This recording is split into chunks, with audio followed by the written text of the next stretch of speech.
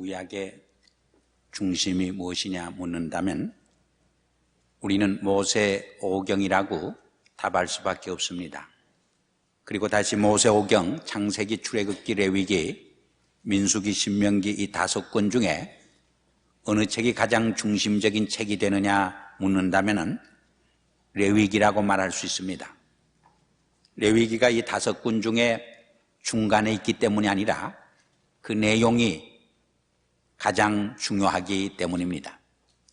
우리가 레위기를 이해하지 못하고서는 성경 전체에 흐르고 있는 기독교의 핵심적인 진리를 바로 이해할 수 없게 됩니다. 우리가 특별히 신약의 히브리서를 바로 이해하려고 하면은 이 구약의 레위기를 이해할 수 있을 적에 히브리서의 내용을 바로 터득할 수 있습니다. 우리가 마태복음 1장을 읽어보면 누가 누구를 놓고 누가 누구를 낳고 계속되므로 지루감과 권태감 가지기 쉽습니다. 레위기도 보면은 복잡한 제사법에 관해서 설명을 해주기 때문에 얼핏 보면은 권태스러운 지루한 책으로 여겨지기 쉽습니다. 그러나 그 중심에 흐르고 있는 핵심적인 진리를 깨닫게 될 적에 레위기처럼 중요한 성경의 부분이 없음을 곧 이해하게 될 것입니다. 이 레위기서를 바로 이해하지 못하고서는 성경 전체에 흐르고 있는 예수 그리스도의 대속의 은총과 대속의 진리를 바로 이해할 수 없게 되는 것입니다. 이 레위기서에 흐르는 가장 중심적인 사상은 먼저 속죄에 관한 이야기입니다. 두 번째로는 성결에 관한 교훈으로 되어 있습니다. 그 내용을 간단히 소개하면은 1장에서 27장까지 있는데 1장에서 17장까지는 여러 가지 제사 드리는 법에 관해서 기록했습니다. 이것을 다른 말로 하나님께 나가는 길이라 그렇게 요약할 수 있습니다.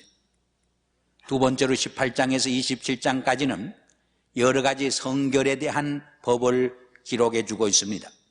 이것을 다른 말로 설명을 하면은 하나님과 동행하는 삶이라 그렇게 말할 수 있습니다.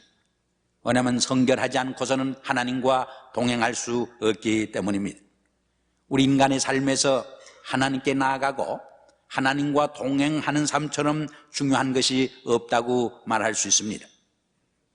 우리 인간은 육체적인 존재인 동시에 정신적인 존재이고 정신적인 존재인 동시에 영적인 존재입니다. 우리의 육신은 배가 고플 때 음식을 먹어야 합니다. 추울 적에 옷을 입어야 합니다. 잠이 올 때 잠을 자야 만족하고 즐겁습니다. 그러나 그것만으로 인생이 행복하고 만족해질 수 없습니다. 인간은 정신적인 존재이기 때문에 시가 필요하고 아름다운 음악이 있어야 하고 예술과 문학이 필요한 것입니다. 그때 정신적으로 만족할 수 있는 것입니다. 그러나 그것만으로 인생이 참으로 만족하고 행복해질 수 없는 것입니다. 왜냐하면 우리 인간은 영적인 존재이기 때문입니다. 그러므로 하나님을 만나고 하나님을 경배하고 하나님과의 깊은 영적 교제를 통해서 진정한 인생의 기쁨과 행복을 누릴 수 있게 되는 것을 우리는 알고 있습니다. 우리 인간이 배가 고프다는 것은 먹고자 하는 욕구가 있다고 하는 것은 먹을 대상 음식물이 있다는 것을 의미합니다. 먹고자 하는 욕구가 있는데 음식물이 없다고 하면은 큰일 나죠. 우리 자녀를 키워보면은 사춘기가 되어 사랑을 가르쳐 주지 않아도 이성을 동경하고 또 짝을 찾아 결혼을 하고 새 가정을 이루게 되는 것을 볼 수 있습니다. 레위기는 바로 이러한 올바른 제사법을 통해서 우리가 속죄함을 받고 성결되고 하나님과의 깊은 영적 교제를 어떻게 누릴 것인가를 설명해 주고 있는 것입니다. 레위기에 보면은 5가지 중요한 제사법이 있습니다. 그 첫째가 번제입니다. burnt offerings. 이것은 헌신을 상징하는 제사라고 말할 수 있습니다. 두 번째는 화목제가 있습니다. 이것은 하나님과 나 사이에, 나와 이웃 사이에 모든 담을 헐고 화목하기를 요구하는, 원하는 제사입니다. 이것을 peace offerings라고 말합니다. 세 번째로는 속죄제가 있습니다. 이것은 주로 하나님께 대한 범죄를 했을 적에 그것을 용서받기 위해서, 사유함받기 위해서 드리는 제사입니다. 이것을 sin offerings라 그렇게 영어로 말합니다. 네 번째로는 속건제가 있는데, 이 속건제는 어떤 제사냐? 인간과 인간 사이에서 범한 죄, 혹은 인간이 물질을 다루는 과정에서 범한 죄를 용서받기 위해서 드리는 제사입니다. 이것을 trace offerings라 그렇게 영어로 부릅니다. 마지막은 소제가 있습니다. 이 소제는 이상에서 설명한 네 가지 제사가 전부 짐승의 피를 드림으로 제사를 드리지만은 이 소제만은 곡식으로 드린다는 점에서 독특한 의미를 지니는 것이라고 말할 수 있습니다. 오늘 이 5가지 제사 중에 번제를 중심으로 해서 우리에게 주는 몇 가지 영적 교훈을 생각해 보려고 합니다. 이 번제는 하나님께 전인적인 삶을 헌신하는 의미가 담겨져 있지만은 또한 속죄의 의미와 함께 이 속죄에 대한 우리 그리스도인들의 감사와 감격을 나타내는 의미도 함축하고 있는 것을 읽을 수 있습니다. 그래서 사도 베드로는 베드로전서 3장 18절에서 그리스도께서도 한 번 죄를 위하여 죽으사 의인으로서 불의한 자를 대신하셨으니 이는 우리를 하나님 앞으로 인도하려 하심이라 이렇게 말한 적이 있습니다. 이 번제는 드리는 헌납자의 경제력에 따라서 소나 양이나 비둘기를 드릴 수 있었습니다. 더 쉽게 말해서 부유한 사람은 소를 잡아 제사를 드렸고 가난한 사람은 비둘기를 하나님 앞에 제물로 드렸고 그 중간쯤 되는 분들은 양을 잡아서 하나님 앞에 제물로 드린 것을 볼 수 있습니다. 오늘 본문에 보면 그 절차가 상세히 기록된 것을 읽을 수 있습니다. 먼저 흠없는 제물을 드려야만 했습니다. 흠이 있거나 병이 들었 것은 제물로 연락될 수가 없었습니다. 두 번째로는 희막 북쪽문에서 주인이 바치되 짐승의 머리에 안수함으로 봉헌을 했던 것입니다. 세 번째는 헌납자가 이 짐승을 죽이게 되면 제사장이 그 피를 제단 사면에 뿌리게 되었습니다. 네 번째는 가죽을 벗기고 각을 뜨면, 각을 뜬단 말은 살을 조각조각 내는 것을 의미합니다. 제사장이 각과 기름을 단 위에 올려놓았던 것입니다. 그리고 내장과 정갱이는 물로 씻어서 제단 위에 올려놓게 됩니다. 그럼 마지막으로 온 짐승을 불로 태워서 번제를 드리게 되었습니다. 그럼 이러한 번제를 통해서 우리에게 주는 영적 신앙적 교훈이 뭔가? 이 번제를 통해서 우리에게 주는 하나의 상징적인 교훈과 진리가 도대체 무엇인가? 이런 질문을 이 시간 함께 던져봐야 할 줄 압니다. 번제는 그 번제 자체에 중요한 의미가 있지 않았습니다. 하나님의 계시에 근거한 언약의 실천이라는 데 중요한 큰 의미를 지니고 있었습니다. 기독교에 있어서 예배나 종교 행위는 인간의 창안이나 고안이 아닙니다. 하나님의 계시, 하나님의 지시에 대한 인간의 성실한 순종이라고 하는데 중요한 의미가 있고 여기 바로 언약 종교의 가능성을 우리에게 말해주고 있는 것입니다. 그럼 오늘 본문에 나타난 번제를 드리는 그 절차를 통해서 우리에게 계시해주는 영적 교훈이 무엇인가? 신앙적인 교훈이 무엇인가? 몇 가지로 같이 묵상을 해보려고 합니다. 첫째로 3절에 보니까 하나님께 드리는 짐승은 흠이 없어야 한다고 했습니다. 헌납자가 경제 사정에 의해서 여러 가지 다른 짐승을 드릴 수 있었지만 분명한 사실은 병이 들거나 흠이 있어서는 안 된다는 것입니다. 이것은 죄와 허물이 많은 나를 대신할 이 제물은 깨끗하고 흠이 없고 병들지 않아야 한다는 것입니다. 예수 그리스도는 흠 없는 죄 없는 몸으로 오셔서 우리를 위해서 온전한 희생제물이 된 것을 우리는 알고 있습니다. 예를 들어서 여기 살인 강도를 한 사람이 있습니다. 그 사람을 대신해서 형벌을 받으려면 살인 강도를 하고 감옥살인하는 사람은 할 수가 없습니다. 살인 강도를 하지 않은 죄 없는 사람이 그를 대신해서 그의 형을 대신 받을 수 있는 것과 같습니다. 두 번째로 4절에 보니까 헌납자가 짐승의 머리에 손을 얹고 안수를 했다 했습니다. 여기 대단히 심오한 뜻이 담겨져 있습니다. 사도 바울은 이러한 예수 그리스도의 대속의 원리를 로마서 4장 25절에서 이렇게 말씀했습니다. 예수는 우리의 범죄함을 위하여 내어줌이 되고 또한 우리를 의롭다 하심을 위하여 살아나셨느니라. 더 이 장면을 생생히 우리에게 설명해 주는 구절이 하나 있습니다. 그것이 레위기 16장 21절의 말씀입니다. 거기 보면 아론이 두 손으로 염소 머리에 손을 얹습니다. 그리고 안수를 합니다. 그리고 이스라엘 자손의 모든 죄와 불의를 고하게 됩니다. 그리고 그 죄를 염소의 머리에 두어 속죄물로 삼게 되는 것을 볼 수 있습니다. 여기에 바로 기독교의 핵심적인 가장 중요한 진리가 계시되고 있는 것을 우리가 볼 수 있습니다.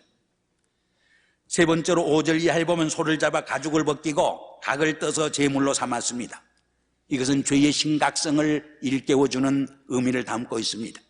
헌납자가 짐승을 잡아 죽이고 또 가죽을 벗기고 머리를 자르고 그리고 근육을 조각조각 내고 그리고 내장과 정강이를 씻어서 단 위에 올려놓는 그 과정을 통해서 죄의 결과가 무엇인가를 깨닫게 한 것입니다. 죄의 결과는 죽음이요 사망이라는 것을 깨닫게 합니다. 짐승이 자기를 대신해서 죽어가는 그 고통을 지켜보면서 내가 다시는 죄를 범하지 말아야 되겠다고 하는 생각을 10번, 20번 다짐하고 결단하게 되는 것입니다. 우리는 이 사실을 예수 그리스도의 십자가의 죽음에 조명을 해볼 필요가 있습니다. 예수님은 나의 죄를 대속하기 위해서 온전한 제물이 되시어 침을 뱉은 바 당하시고 조롱을 당하시고 채찍을 맞으시고 양손과 양발에 쇠못을 박으시고 옆구리에 창으로 찔리시고 6시간 동안 십자가상에서 고통을 당하시면서 마지막 엘리 엘리 라마 사박다니 하나님이여 하나님이여 어찌하여 나를 버리시나이까 절규하시면서 내가 목마르다 울부짖은 것을 우리는 성경에서 읽게 됩니다. 이사야 선지자는 일찍이 그가 찔림은 우리의 허물을 인하며 그가 상함은 우리의 죄악을 인함이라 그렇게 기술을 하기도 했습니다. 이러한 짐승이 나를 대신해서 죽어가는 그 장면을 지켜보면서 죄의 심각성과 죄의 결과가 무엇이라고 하는 것을 일깨워주는 데 깊은 의미가 있음을 여기서 우리는 배우게 됩니다. 네 번째로 제사장은 짐승이 죽어가면서 쏟은 피를 제단 사면에 뿌리게 되었습니다. 피는 생명을 상징합니다. 죄는 생명의 죽음을 가져오고 짐승의 피는 죄인의 생명을 대신하게 한 것입니다. 창세기 9장 4절에 보면은 그 생명의 피는 피채 먹지 말라 했습니다. 이것은 생명의 존엄성을 일깨워주는 말씀인 것입니다. 생명을 대신할 수 있는 것은 세상에 없습니다. 생명은 오직 생명만이 대신할 수 있는 것입니다. 그래서 성경은 피 흘림 없이는 사함이 없다 그랬습니다. 이 사실을 생생히 우리에게 일깨워주는 말이 레위기 17장 11절에 기록된 것을 우리는 볼 수 있습니다. 이것이 오늘 성경 요절 말씀이 되어집니다. 우리 주보에 기록되어 있는데 한 목소리 한번 같이 읽어보겠습니다. 레위기 17장 11절 말씀 같이 찾아 읽겠습니다. 우리 주보에도 기록되어 있습니다. 육체의 생명은 피에 있음이라. 내가 이 피를 너희에게 주어 단에 뿌려 너희의 생명을 위하여 속하게 하였나니 생명이 피에 있으므로 피가 죄를 속하느니라. 생명은 생명으로만 대신할 수 있다는 거예요. 피 흘림 없이 생명을 희생하는 것 없이 우리의 생명을 구원할 수 없고 우리의 죄를 속할 수 없다고 하는 것입니다. 우리 인간의 죄를 씻을 다른 길이 없습니다. 오늘날 현대 기술 문명이 발달돼서 세탁 기술이 늘고 좋은 비누가 나왔지만은 우리의 더러워진 죄를 깨끗이 씻을 길은 없습니다. 오직 십자가상에서 온전한 희생의 제물이 되신 예수 그리스도의 보혈로만 우리의 죄를 씻을 수 있습니다. 아무리 우리의 죄가 주홍 같다고 할지라도 흰 눈처럼 양의 흰 털처럼 깨끗이 씻어주시겠다고 성경은 우리에게 약속을 해줍니다. 그래서 예수님은 너희가 인자의 피를 마시지 않으면 너희 속에 생명이 없느니라 이렇게 말씀했습니다. 이 사실을 하나님께서는 이스라엘의 역사를 통해서 특별히 제사 지내는 그 제사를 통해서 여러 차례 일찍이 계시해 준 것을 우리는 볼 수 있습니다. 구체적인 예를 들어서 창세기에 보면은 가인과 아벨이 하나님 앞에 각각 제사를 드렸습니다. 그런데 하나님께서는 아벨의 제사는 받으시고 양의 피를 드린 제사는 받으시고 곡식으로 드린 가인의 제사는 받지 않았다고 그랬습니다. 창세기에는 그 이유가 구체적으로 설명되어 있지 않습니다. 그러나 히브리서에는 분명히 그 이유를 밝혀주고 있습니다. 아벨은 믿음으로 가인보다 더 나은 제사를 드렸다고 설명을 해주고 있습니다. 그러면 믿음으로 아벨이 더 나은 제사를 드렸다고 하는 말이 구체적으로 무엇을 의미합니까? 아담과 해가 지은 죄를 속량하는 길은 양의 피를 드리는 제사밖에 없었습니다. 바로 그것은 예수 그리스도의 십자가의 보혈을 상징하는 것이었습니다. 아벨은 믿음으로 이것을 알고 하나님 앞에 양의 피를 드려 제사를 드렸습니다. 그러나 가인은 자기 마음대로 자기 식대로 제사를 드림으로 하나님 앞에 연락되지 않았던 것을 우리는 볼 수 있습니다. 우리가 출애굽 사건 때도 모세가 이스라엘 백성을 출애굽시키려고 했을 적에 바로가 반대합니다. 그때 하나님께서는 모세를 통해 10가지 재앙을 내려 마지막 바로가 손을 들게 합니다. 그 마지막 재앙이 무엇이었느냐? 짐승이든지 우리 사람이든지 장자의 죽음을 가져오게 하는, 장자를 치는 징계였습니다. 그러나 모세를 통해서 이스라엘 백성들에게 한 가지 약속을 했습니다. 그것은 양을 잡아 그 피를 문설주에 바르는 가정은 그 재앙을 뛰어넘겠다고 하는 약속이었습니다. 그렇게 순종한 가정은 하나님의 재앙이 뛰어넘어서 구원을 받았던 것을 우리는 알고 있습니다. 이 유월절 양의 피는 바로 예수 그리스도의 십자가의 보혈을 상징했던 것을 우리는 잘 알고 있습니다. 바로 여기에 복음이 있습니다. 여기에 기쁜 소식이 있습니다. 우리를 죄에서 구원하는 참된 생명의 길이 있음을 우리는 깨닫게 되어지는 것입니다. 사랑하는 성도 여러분, 주님 앞에 나올 적에 세상에서 아무리 큰 죄라도, 종 같은 죄라도 다 용서받을 수 있다고 하는 여기에 복음이 있습니다. 진정한 기쁨의 소식이 있습니다. 생명의 길이 있습니다. 영생의 길이 있음을 다시 한번 우리는 확인하고 이 성전을 떠나가야 할 줄 압니다. 그러나 이 번제를 통해서 우리에게 주는 가장 깊은 교훈은 헌신의 교훈입니다. 이 제물을 불에 태웠습니다. 그래서 화제라고 오늘 본문에 기록했습니다. 이 화제는 하나님이 기뻐 받으시는 향내나는 냄새라, 하나님의 기뻐 받으시는 향기로운 냄새라, 그렇게 말씀하고 있습니다. 이것은 무엇을 의미하느냐? 그리스도를 통해서 죄 용서함 받은, 새로운 생명 받은 크리스찬들은 이 은총에 감사하고 감격해서 자기의 시간과 생명과 물질과 자기의 탤런트와 모든 것을 바쳐서 주님 앞에 헌신하면서 새로운 비전과 새로운 가치관을 가지고 살아가야 할 것을 결단하게 하는 의미가 담겨져 있습니다. 우리가 주님 앞에 헌신하면 헌신할수록 우리의 삶은 더 경건해집니다. 더 성스러워집니다. 더 영적 능력을 가지게 됩니다. 그러나 우리의 삶이 주님으로부터 떨어져 나가고 헌신하는 마음이 사라질 적에 우린 더욱 세속적이고 더 정욕과 탐욕의 종이 되어 노예가 되어 비참한 어두운 길을 걸어갈 수밖에 없는 것이 우리의 삶의 현실이요 모습인 것을 우리는 기억을 해야 합니다. 오늘 본문을 통해서 주는 몇 가지 깊은 교훈이 있습니다. 그 하나가 안수의 교훈입니다. 우리가 주님을 10년, 20년, 30년 믿노라 하지만은 정말 안수함으로 나의 모든 죄와 허물을 그 속죄물에게 다 의탁하지 못할 적에 우리가 속죄함을 받을 수 없는 것처럼 주님에게 내 모든 죄의 짐을 맡기지 못할 적에 우리는 죄의식에 사로잡혀서 참된 주님께로부터는 제 용서함과 위로와 평화를 맛보지 못하게 된다는 사실입니다. 오늘 예수를 믿는 많은 크리스찬 중에도 아직도 죄의 보따리를 자기가 짊어지고 고통하고 고뇌하고 씨름하는 성도들이 많이 있습니다. 우리가 잘 아는 이야기 중에 어떤 분이 지나가는 할머니를 태웠습니다. 얼마 가다가 쳐다보니까 할머니가 짐보따리 그대로 지고 땀을 뻘뻘 흘리면서 고생을 합니다. 왜 할머니 그 짐보따리를 차에 좀 내려놓죠 했더니 몸만 타는 것도 죄송한데 짐보따리까지 어떻게 내려놓느냐고 대답했다는 이야기죠. 많은 성도들의 모습을 반영해 줍니다. 우리가 일주일 동안 죄짐을 지고 고통당하다가 주일날 주의 대잔에 나와 잠깐 예배드리는 1시간 동안만 죄 보따리를 옆에 끌어놓습니다. 풀어놓습니다. 그리고 성전문을 떠날 때는 다시 그 죄 보따리를 짊어지고 세상으로 떠나는 모습이 우리들의 모습이 아닌가 하는 생각을 해봅니다. 주님께 모든 죄의 짐을 맡길 적에 비로소 주님께서 내 죄를 용서해 주시고 내 죄에 대한 속죄의 축복을 주시고 죄에서의 자유의 기쁨을 허락해 주심을 우리는 다시 한번 기억을 해야 하겠습니다. 두 번째로 더 중요한 도전은 이렇게 주의 보혈로 십자가의 보혈로 용서받고 구원받았으니까 이제는 아무렇게나 살아도 되는 것이 아닌가.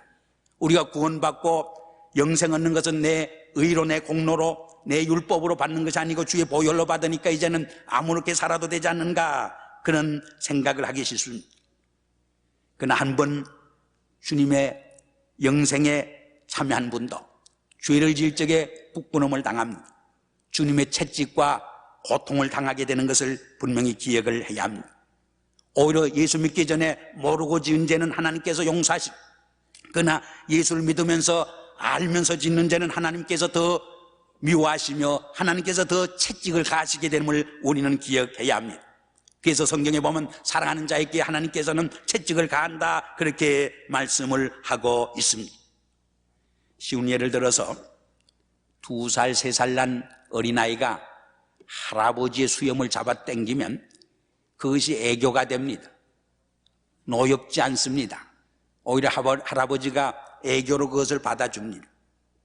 그러나 20살 난 30살 난 놈이 할아버지의 수염을 잡아 당기면 불경죄가 됩니다. 이것은 불효자식입니다. 용서할 수 없는 죄가 됩니다. 꼭 마찬가지입니다. 우리가 주님을 모를 적에 불신앙의 죄를 지었습니다. 우리가 주님을 모를 적에 이웃을 사랑하지 못했습니다. 우리가 주님을 모를 적에 이웃에게 선을 행치 못했습니다. 우리가 주님을 모를 적에 성수주의를 지키지 못했습니다. 하나님 앞에 11조를 드리지 못했습니다. 하나님이 기뻐하는 우리의 책임과 사명을 열심히 감당하지 못했습니다. 그러나 주님을 알면서도 불신앙의 죄를 지을 적에 이웃을 미워하는 죄를 지을 적에 선을 행치 못하게 될 적에 우리가 성수주의를 지키지 못하고 복음을 전하지 못하고 하나님 앞에 열의 하나를 바치지 못할 적에 하나님의 마음을 아프게 하고 하나님의 노여움을 사게 하고 하나님의 채찍을 맞는 길이 된다는 것을 우리는 명심해야 합니다. 그러나 그보다 더 중요한 교훈이 오늘 있습니다. 우리 크리스찬의 삶은 하나의 윤리적인 하나의 의무 때문에 그런 일을 하는 것이 아닙니다. 구원받은 은총에 감사해서 감격해서 새로운 삶의 비전과 새로운 삶의 가치관을 가지고 정말 기쁘고 즐거움으로 우리가 산 제물이 되는 것입니다. 그리스도의 향기 나는 제물이 되는 것입니다. 정말 하나님 보시기에 기쁨을 받는 그러한 향기로운 제물로서 신령과 진정으로 제단을 쌓고 하나님 앞에 영광 돌리는 헌신의 삶, 이것이 바로 크리스찬의 새로운 윤리관이요 새로운 삶의 비전이요 새로운 삶의 모습인 것을 오늘 성경은 우리에게 가르쳐 줍니다. 이런 삶이 우리와 함께 하기를 주의 이름으로 축원합니다. 기도하겠습니다. 아버지 하나님 감사합니다. 오늘 이스라엘 백성들에게 번제를 통해 가르쳐 주시고 계시한 이 기독교의 가장 중심적인 핵심적인 진리를 통해 우리에게 도전해 주시는 주님의 음성을 듣게 하여 주시옵소서. 이 말씀 안에서 참 죄의 용서함과 자유함과 영생의 기쁨을 저희들이 지니고 우리의 가정으로 우리의 직장으로 우리의 사회로 활보할 수 있게 도와주시옵소서. 이제는 율법의 얼매인 종으로서가 아니라 구원받은 크리스찬의 감격과 기쁨을 가지고 이웃을 사랑하고 주님을 사랑하고 형제를 사랑하는 아름다운 성도의 삶이 우리에게 주어지게 도와주시옵소서. 예수 그리스도 이름으로 감사하며 기도드리옵나이다. 아멘.